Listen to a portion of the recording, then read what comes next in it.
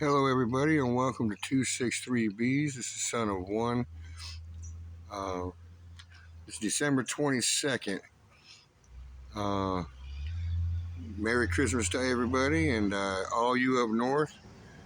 These are my bees in southeast Alabama hitting the feeder. Uh, they're not going crazy as I thought they would, but they are actually hitting it pretty good.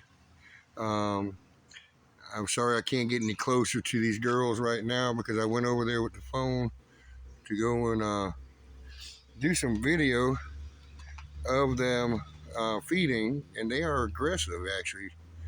There's probably the ones go heading there, and they nailed me twice in my right eye and once in my left cheek.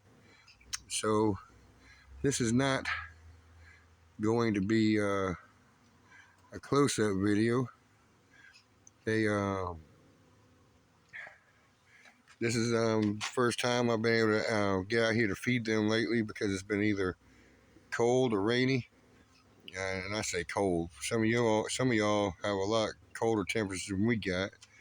But it's supposed to be up into the 70s today, so I'm probably going to be in the hives, uh, putting some pollen patties on top because it hasn't been all that cold. And I know they're needing food because there's not a lot for them to forage right now here in southeast Alabama. They're getting something, but they're not getting much. So I try to make up the difference for them. Oh, sorry about that, guys. Bumped the camera. Uh, but This is one of my feeding stations. I got a smaller one in the backyard. It's basically a chicken feeder, waterer, and I haven't filled that one yet. But these girls are doing a number on this one right now. They were on the dry straw earlier this morning when I got up, so I was like, okay, well, we'll go out here and we'll go and fill it up for them. So uh, this is Merry Christmas for some of you guys. Let's see some bees flying in the middle of your winter, whether you're snow locked, they're all wrapped up, or it's too cold for the bees to fly. So here we go. Enjoy. But remember, guys, too, that not everybody believes in open feeding. So these girls here, that's all I've ever done was open feed. Oh, I can't say that's all it's ever done. I started with an in hive feeder, and I had too much death and loss for the bees inside the colony, so I decided to go external. And by doing this, I've not had any robbing, which is really surprising to me. Um, I've not had any robbing in the 2 years I've been doing this, so I think I've found something that sort of works. I need to go and check in all these colonies a little bit. A few weeks ago, I went in. I didn't have my camera, but they're all queen right. They all have eggs. I have 10 of them now. I used to have 12. I had 2 abscons before it started getting too cold. So that one hive that swarm I caught at night on the video, they did not make it. It was actually an abscond, and they ended up perishing. And I felt bad about it. But what can we do? All we can do is just pick up and keep moving. So uh, that's about all we can do. Just do the best we can. I'm still ahead of the game. I've got 10 hives, so maybe next year uh, I'll have more honey. This past year, I only had 400 pounds, but that was my first season of collecting honey. Uh, they And that was for 4 hives, which is not bad. Now, if I can get 10 hives do the same thing. That's 1,000 pounds. That'll put me way ahead of the game. Uh, uh, and the ability to make some money to take care of these girls and get the equipment they need.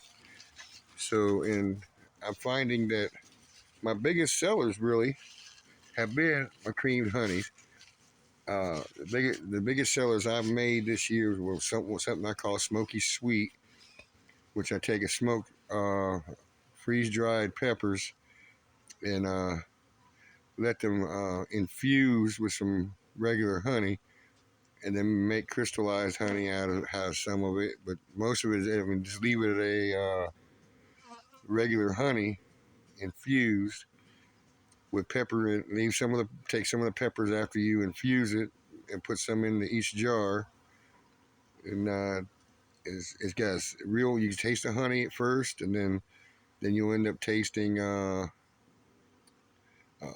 the smoky flavor, and then right at the end you have a little hint of that. Yeah, this was peppers because it's got small, a little bit of heat. I mean, real faint. Well, for most people, I don't know, who don't do peppers, probably would feel heat, but for me, it's like a little faint hint. Next year, I plan on doing some red ghost peppers, and maybe some more of the smoked peppers, and see if we'll blend them. If we get because the fresh peppers will be the red ghost peppers. See if we can get a little bit of a fruity flavor in there, because that's what the peppers end up leaving behind, sort of a fruity flavor and the heat. So we'll see what we come up with that. Uh, my idea is, have different stages of heat in those honeys. The other best seller was my cinnamon honey, cinnamon whipped honey. Outside, and then I mean, of course, always you have your top seller, which is your runny honey. Everybody wants it, but it's not till you get to the allowing people to have tastes because they've not seen the honey before. Like, what is that? And you give them a little taste. Oh, that's whipped honey. Uh, it's just honey that's crystallized. I went and whipped it up, and made it a little like a spread, and has a little flavor to it. And then you let them taste it. This is this flavor. This is that flavor. Try this out. And the next thing you know, they're walking away from the table with $10, $20 worth of or $30 worth of whipped honey that they've never even had whipped honey before. So you get them to taste that stuff, and it'll sell. It's all in your presentation. You talk to, do you like this? Do you like that? This would go with this. And mostly that smoked honey, when I sold it, as it the sweetness and the smoky flavor of it went with pork, fish, and chicken. You use it like a glaze on a chicken, or you use it like put it in your sauce for your pork to make pulled pork, or even on pork steak, you slap a little bit of that on top, and bang, it bumps the flavor of this food up. So you got to know what works with what, and that's why I always treat my honey like it's a wine, a fine wine that these kids today don't understand real fine wines. And that's why I collected different times of the season like this last year and found different flavors in the honey. So I started making it where uh, you know I have a marketable different flavors. I have in a market where I can change the flavors.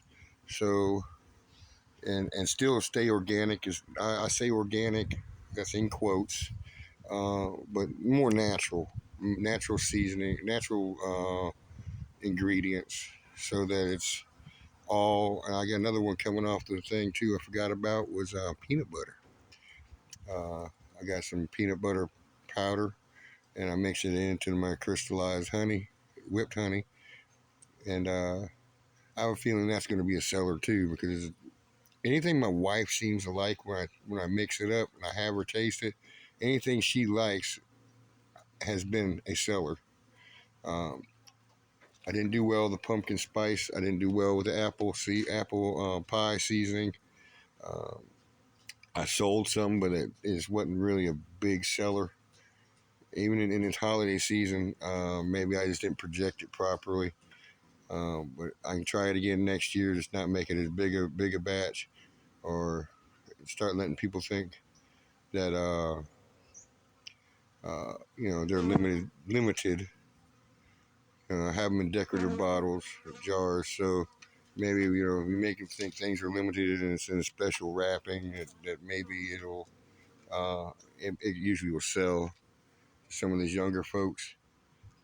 But I'll leave you all with that thought in mind, and thank you for coming. Thank you for watching. Thank you for clicking on the likes, subscribing, sharing with others, uh, and and hitting that bell so that you get updates when I have a video come out. I thank you all. I don't know. I don't always get a chance to do that for everybody, to thank everybody, but I do appreciate the viewers I have, the new viewers that come in. Um, so, Merry Christmas. Have a Happy New Year. So, be good, behave, and be hive.